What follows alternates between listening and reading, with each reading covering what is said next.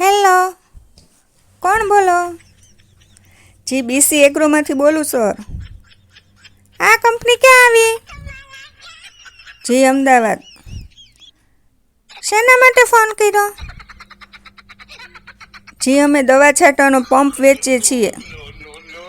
કયો પંપ છે? હેન્ડલવાળો છે, 2 in 1 છે, તમારે કયો જોઈએ? હેન્ડલવાળો એ તમને 2500માં પડે સર. હેન્ડલવાળો 2500માં પડે તો ઓલો બીજો છે એ 3500માં. 3500માં તો લેવાનો છે સર. હા હા, ઓલો હેન્ડલવાળો લઈ લેવી એટલે ઉપાધિ નહીં. તો તમારું આખું નામ અને સરનામું બોલો ને સર. મારું આખું નામ ભોલો પંચાતીયો. ભોલો પંચાતીયો. તમે કેવા કેવા સર? અમે માણા. સાચું કહો ને સર. કીધું તો ખરી પંચાતીયા. તાલુકો કયો આવે? તાલુકો ઢીકણો. જિલ્લો ફલાણો. ગામ કયું આવે? ગામ લોકડું. તમારે ફળિયું કે વાસ કે શેરી એવું કંઈ આવે? હા, સ્વર્ગવાસ. તમારો ફોન નંબર આ જ રહેશે ને સર? હા, આ જ રહેશે. પંપ દેવા આવશે ને એટલે તમને આગળના દિવસે ફોન કરીને જાણ કરીશું. હા, તે વાંધો નહીં. તમે મને ફોન કરજો, બરાબર? ક્વોલિટી જોવી નહીં પડે સર. વસ્તુ બજાર કરતાં સારી આવશે.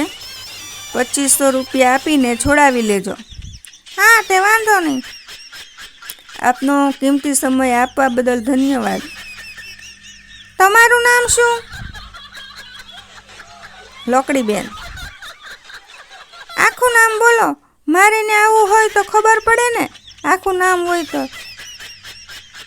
સર, અમારી પર્સનલ માહિતી ન આપી શકીએ સર. અમારી લઈ લેવાની અને તમારી નહીં આપવાની. હડેલ. સર, અમારે તો તમને મોકલવાનું છે એટલે. મારો નંબર ક્યાંથી લાવ્યા તમે?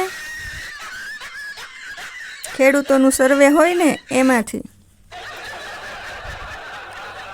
એલી હડેલ, અહીંયા 1 વીઘું નથી, 1 પથ્થરે મારે ખાતે નથી આખી જિંદગીમાં. ક્યાંથી લાવ્યા મારો નંબર? ખેડૂતોનું સર્વે હોય ને એમાંથી સર. નંબરમાં તો એક આંકડો આગો પાછો થઈ ગયો હોય ને એટલે ફોન તમને લાગી ગયો હોય. અલી બાય, બૈરું ઘરે રહેવા દેતું નથી. બહાર ઝૂંપડી કરીને પડ્યો છું. તું મારો નંબર લાવી ક્યાંથી એ મને કે. અમારી કંપનીમાં એવો હોય સર. ના ના ના, એવું ન હાલે. લોકડી બેન, તમને કીધું તો હવે બળ પડે છે. તમારે પંપ લેવાનો હોય ન હોય તો કાંઈ વાંધો નહીં સર. તમને તકલીફ બદલ માફી ચાહું છું. તમે પાર્સલમાં બંદૂક કે દારૂગોળો ફિટ કરીને મોકલો તો મારી જિંદગી અણાઈ જાય ને. અમારે શું કરવું? કોઈને મારવા પડે? અમારે તો તમારાથી દુશ્મની થોડી છે સર. તમારે આવું ન કરાય. મારું નામ સરનામું લઈ લીધું, તમારું આપતા નથી. તમે મારું દિલ તોડી નાખ્યું યાર. અમે તમારું પૂછ્યું તો તમે કહો આવું ન પૂછાય. અમે પાગલ કે ભોળા ભાવે બધું કહી દઈએ? એમ નહીં સર, આ તો તમે પંપ લેવાનું કીધું ને એટલે તમારું નામ સરનામું લીધું. બાકી હું તમને ક્યાં પૂછવાની હતી? તમે પ્રેમથી પૂછ્યું એટલે અમે એમ થયું કે 2500 રૂપિયા કુરબાન તમારા માટે. તમે એક નામ નથી આપતા. કીધું તો ખરું સર, લોકડી છે મારું નામ. લોકડી ખાલી થોડી હોય. પપ્પાનું નામ સરનામું કાંઈક તો હશે ને. હા, લોકડી બેન લોકડાભાઈ. અચ્છા.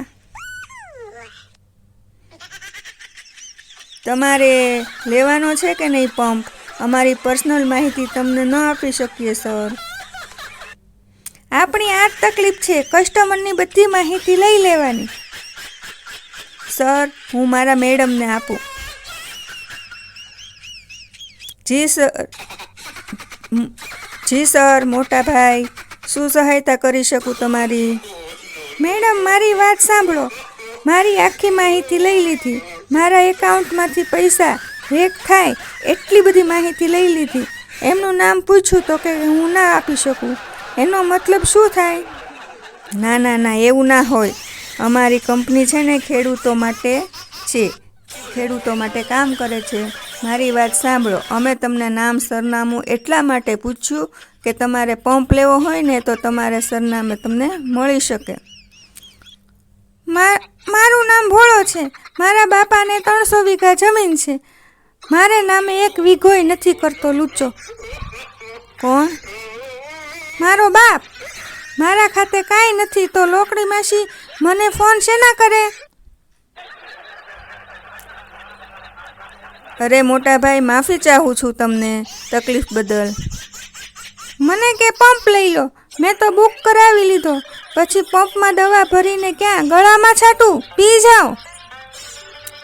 અરે ના ના ના સર, એવું કાંઈ કરવાની જરૂર નથી. તો મારી તકલીફ કોણ સમજશે? હવે અમારી કંપની તરફથી તમને કોલ નહીં આવે સર. આમ થોડું હાલે. સાવ ગરીબ આદમીને મારી નાખશો તમે બધા ભેગા થઈને.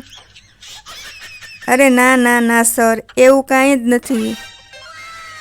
દવા પીવા માટે પંપ લેવાનો મેડમ? જિંદગી કેટલી અણમોલ છે, તમને ખબર છે મેડમ? મોટા ભાઈ, માફી ચાહું છું. હવે કંપનીમાંથી કોલ નહીં આવે. ધન્યવાદ. ધન્યવાદ શું મેડમ? આમાં તો લોચા પડી ગયા. તમે તો લોહી પી ગયા મેડમ.